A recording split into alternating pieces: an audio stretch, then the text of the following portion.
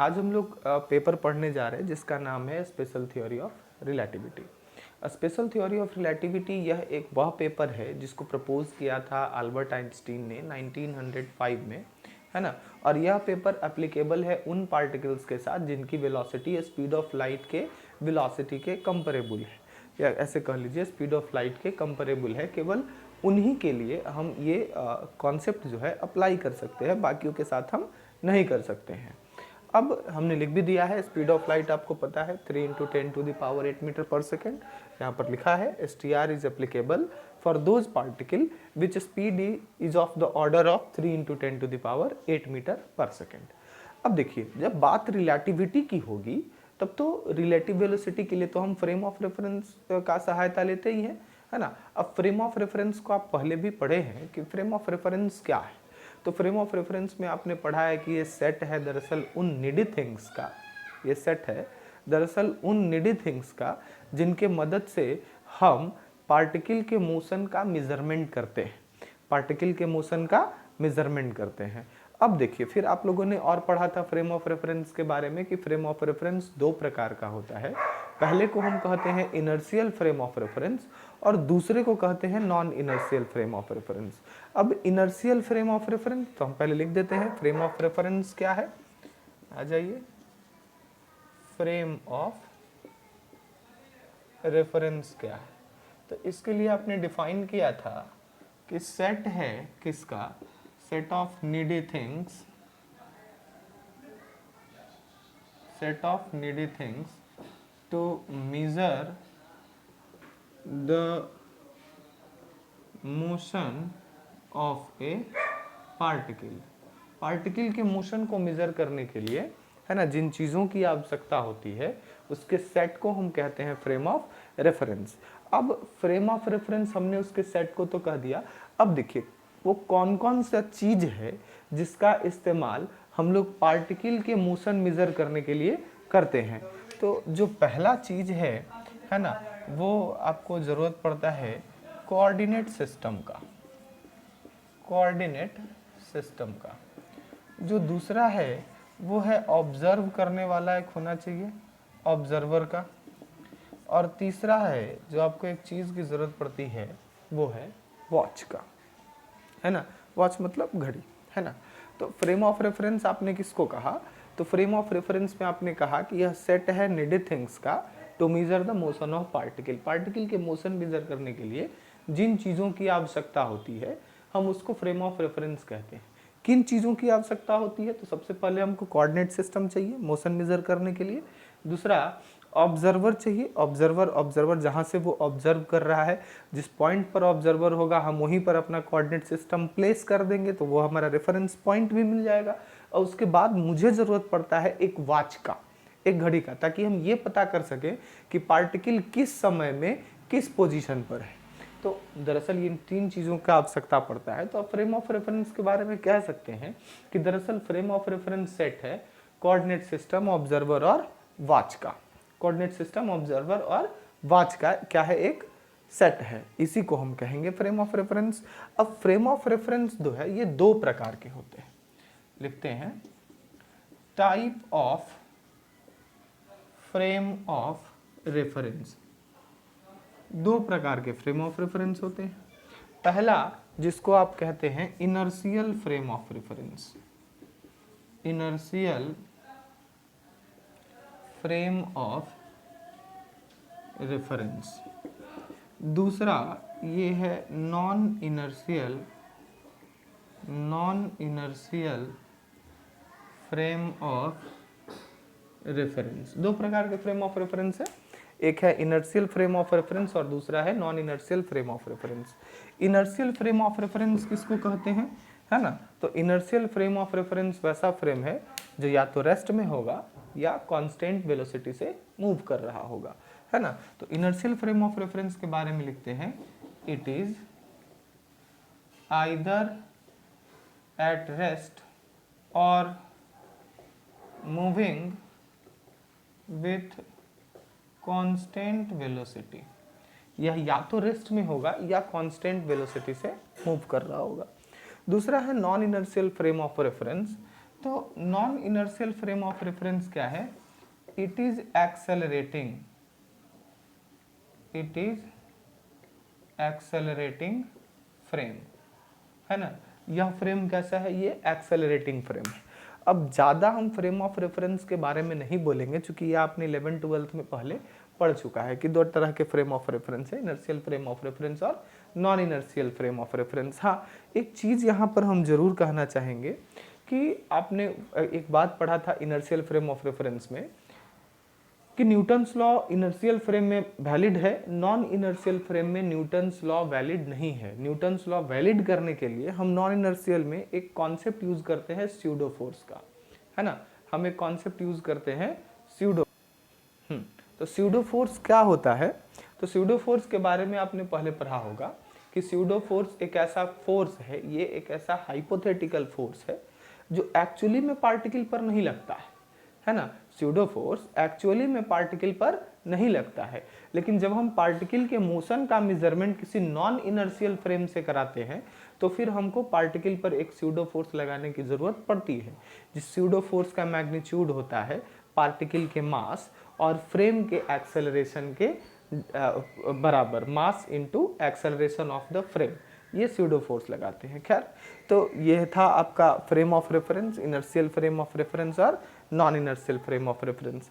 हम अपने special theory of relativity में जितना भी फ्रेम लेंगे वो सब के सब इनर्शियल होगा, वो सब के सब इनर्शियल होगा। ठीक है, अगला जो टॉपिक है वो गैलीलियन ट्रांसफॉर्मेशन इक्वेशन है। हम लिखते हैं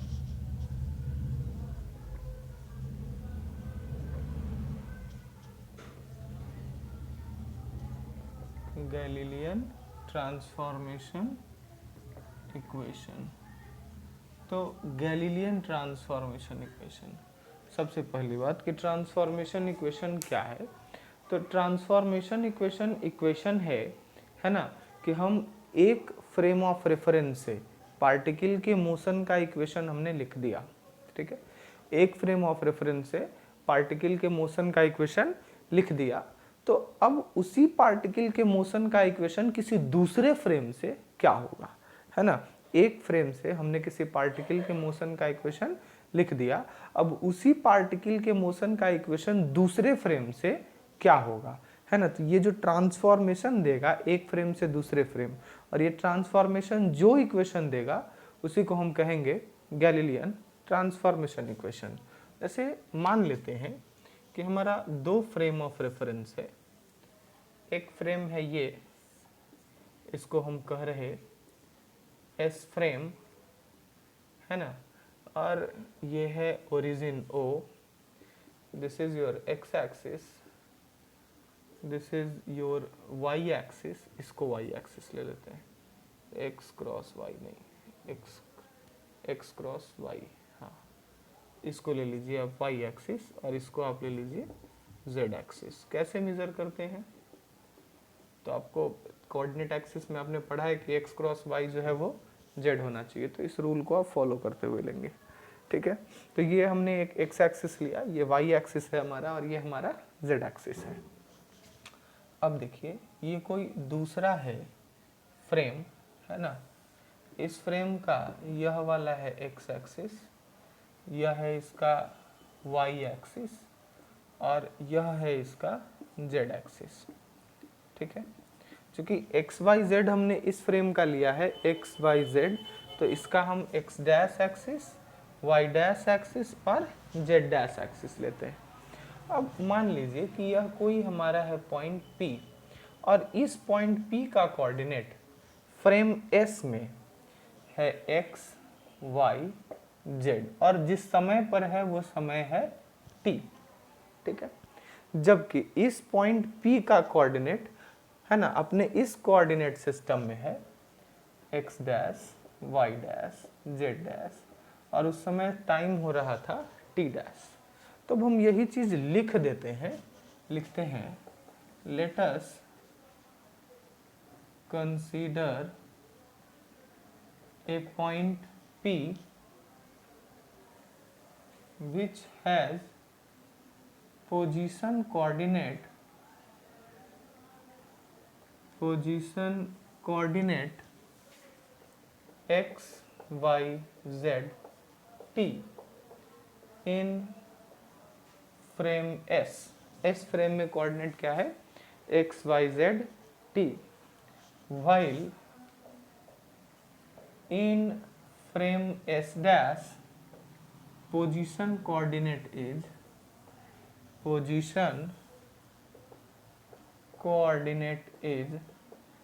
S डैश फ्रेम में पोजीशन कोऑर्डिनेट क्या है, तो ये है x dash y dash z dash and t dash, ठीक है।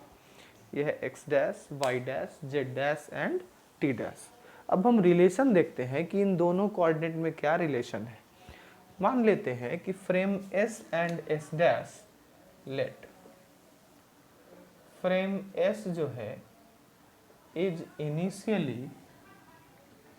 Initially at rest, frame S जो है वह इनिशियली रेस्ट में था, while S dash is moving with velocity v along the positive direction of x axis, ठीक है, with respect to frame S। हमने दो फ्रेम कंसिडर किया है ना, एक फ्रेम S कंसिडर किया है और ये फ्रेम है S डैश, यह है S डैश फ्रेम। हमने कहा कि फ्रेम S जो है वो रेस्ट में है, जबकि S डैश फ्रेम जो है वो मूविंग है ना, और किस स्पीड से मूव कर रहा है, तो इसका वेलोसिटी है v, किसके रेस्पेक्ट में, तो यह वेलोसिटी है v, ये, ठीक है। तो हमने जो माना था कि फ्रेम S हमारा रेस्ट में है, जबकि फ्रेम S डैश हमारा वो मोशन में है ना। तो अब अगर हम ट्रांसफॉर्मेशन इक्वेशन लिखें तो कैसे लिखेंगे। अच्छा, एक चीज़ और हम लोग कंसीडर कर लेते हैं, हम लोग मान लेते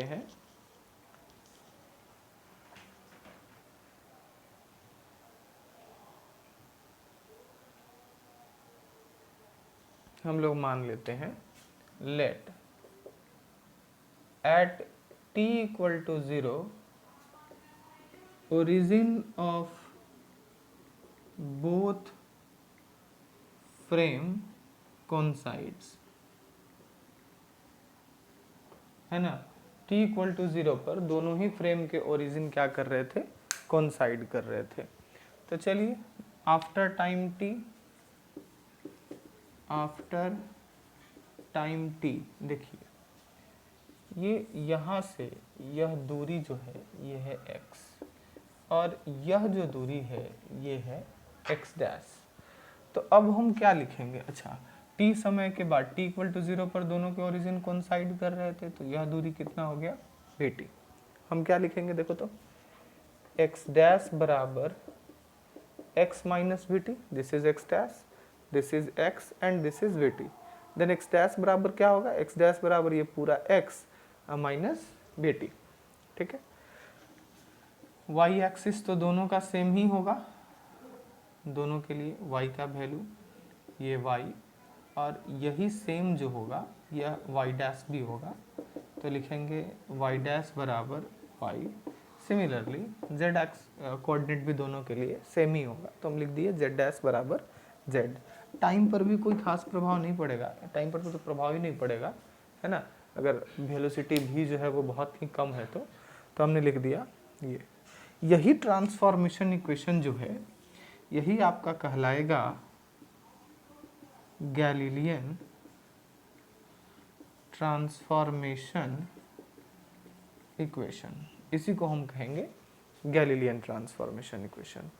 अब देखिए ये तो लिख दिया गैलीलियन ट्रांसफॉर्मेशन इक्वेशन, लेकिन किसके लिए है, तो फॉर पोजीशन।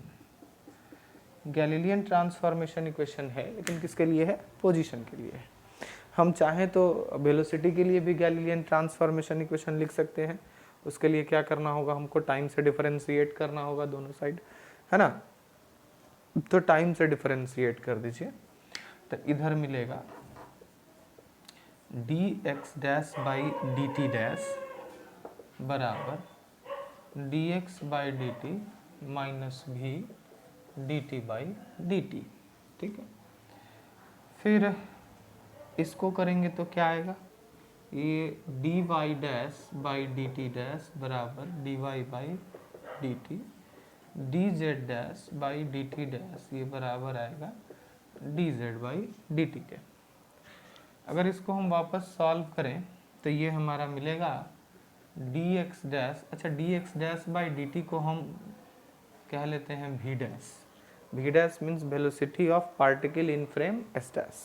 ठीक है, बराबर D x by D t को हम लिख लेते हैं वी, या ऐसा करो ना इसको यू डैश लिख लीजिए, तब आप इसको क्या लिखेंगे, यू लिखेंगे। भी इसलिए नहीं इस्तेमाल किया क्योंकि यहाँ पर हमने भी पहले से माना हुआ है, और D T by D t तो आपका 1 है, तो ये हो गया यू डैश बराबर यू माइनस भी। अब चूंकि एक्स एक्सिस के लॉन्ग है तो यू डैश एक्स, और ये भी लिख दिया हमने यू एक्स। ठीक है, अब ये है d Y dash by D t, है ना, ये है d Y dash by D t, तो इसको लिए लिखेंगे यू डैश वाई बराबर यू वाई, और इसके लिए हम लोग क्या लिखेंगे, इसके लिए हम लोग क्या लिखेंगे, इसके लिए हम लोग लिखेंगे यू डैश जेड बराबर यू जेड। ठीक है, अब अगर इसी प्रकार से हम अगर एक्सेलरेशन के लिए करेंगे तो वो भी हम लिख सकते हैं। सबसे पहले तो कि ये ट्रांसफॉर्मेशन इक्वेशन किसके लिए आया, this is Galilean transformation equation for velocity. अगर हमको एक्सेलरेशन के लिए भी निकालना है तो हम एक्सेलरेशन के लिए भी निकाल सकते हैं, उसके लिए हमको वापस से इसको एक बार और डिफरेंशिएट करना होगा, तो वो मिल जाएगा। देखिए अगर आप करिएगा तो ये D U dash X by D T बराबर D U X by D T minus D V by D T, इसको करते हैं, ये आएगा D U dash Y by D T बराबर D U Y by D T, अच्छा minus में कुछ नहीं है, इसको करेंगे तो डी, नीचे दिख रहा है सबको, थोड़ा सा माइक नीचे करना पड़ेगा, ओके, तो ये D U dash Z, D U dash Z by D T बराबर लिखेंगे D you Z by D T. ठीक है, तो अब आ जाइए, यहाँ पर भी जो है वेलोसिटी है ना, और बताए थे कि ये कांस्टेंट वेलोसिटी से आगे की ओर जा रहा है ना, तो वेलोसिटी कांस्टेंट है, तो यहाँ पर जो dv बाई dt होगा, यहाँ जो dv बाई dt होगा चूँकि 0 होगा, v तो कांस्टेंट है हमारा, तो dv बाई dt 0 हो गया, ये हम लिख दिए। अच्छा थोड़ा सा और, यहाँ पर du dash x by dt के जगह पर हम a डैश x लिख देते हैं, और इसके जगह पर हम लिख देते हैं ax, ये तो 0 हो गया। फिर ये है हमारा डी यू डैश वाई, इसके जगह लिख देते हैं ए डैश वाई बराबर ए वाई, और इसके जगह लिख देते हैं ए डैश जेड बराबर ए जेड। तो ये आपका एक ट्रांसफॉर्मेशन इक्वेशन तैयार हो गया, और ये ट्रांसफॉर्मेशन इक्वेशन किसका है, this is the Galilean transformation equation for acceleration. ये हमारा Galilean transformation equation for acceleration, ये हमारा है Galilean transformation equation for acceleration. Thank you.